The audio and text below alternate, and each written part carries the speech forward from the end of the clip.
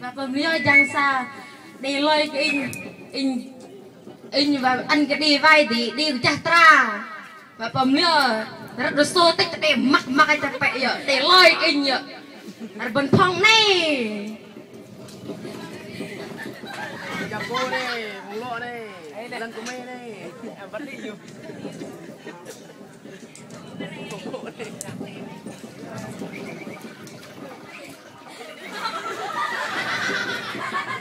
ngồi mình nhục ra chừng đứng mà đừng lò vai để chừng nó bọc vào tầm ăn chừng chơi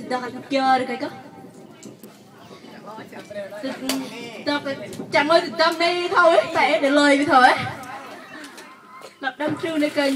chẳng ơi tâm này kênh mang ăn bọc cái tao chơi tới rồi bụi lông té này lời được